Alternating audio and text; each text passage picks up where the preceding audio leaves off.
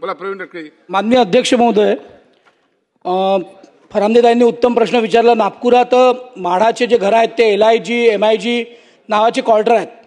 ते काही NITच्या जागेवर आहेत, काही महसूलच्या जागेवर आहेत, काही महानगरपालिकेच्या जागेवर आहेत. माझी या लक्षवेधीच्या सूचनेच्या माध्यमातून मला दोन स्पेसिफिक प्रश्न आहेत की 50-50, 60-60, 70-70 वर्ष आधीचे घर आहेत. आता ते घरं एकाने दुसऱ्याला विकले, दुसऱ्याने तिसऱ्याला विकले आणि मग त्या लीज आउट झाले नाही आणि आता आपण हे घरं फ्री होल्ड करणार आहोत. त्यामुळे अर्ध काम NITकडे, अर्ध काम म्हाडाकडे आहे. त्यामुळे याची सुसूत्रता आणण्याकरिता आपण म्हाडामध्ये याचे कॅम्प लावणार आहोत का, नंबर 1. आणि LIG MIG यांना वेगवेगळ्या पद्धतीने किंवा एकत्र करून त्या स्कीम परत एकदा बांधणार आहोत का, नंबर 2. आणि जर म्हाडा या स्कीम परत एकदा बांधणार आहेत स्वतः म्हाडा किंवा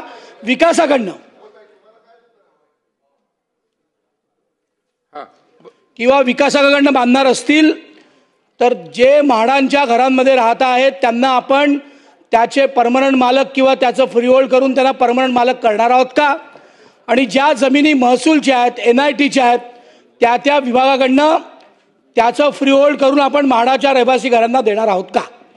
मंत्री महोदय. माननीय अध्यक्ष महोदय, नागपूरच्या संदर्भामध्ये थोडासा वेगळा प्रश्न सन्मान्य सदस्यांनी या ठिकाणी उपस्थित केलेला आहे. कारण आपल्याला ज्या भोगवाट प्रमाणपत्र मिळालेल्या बांधकामांच्या संदर्भातला जो निर्णय मगाशी मी सांगितला 4000 चौरस मीटरच्या वरचा, त्याच्यामध्ये आपण निर्णय केलेला आहे की अशा पद्धतीनं ज्या लॉटरी पद्धतीनं घरं द्यायची ती देताना रेडी रेकनरच्या अधिक 25% रक्कम घेऊन ती या ठिकाणी आपण संबंधित लाभार्थीला देणार आहोत. नागपूरच्या संदर्भामध्ये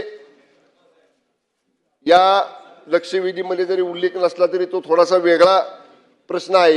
या लक्षवेधीमध्ये नागपूरचा उल्लेख जरी नसला तरी नागपूरच्या संदर्भामध्ये आपण ज्या संदर्भातला सन्मान्य सदस्यांनी प्रश्न उपस्थित केलेला आहे त्या बाबतीत निश्चितपणानं माहिती मी विभागाकडनं उपलब्ध करतो आणि स्वतंत्रपणे सन्मान्य सदस्याला त्या बाबतीत अवगत करतो.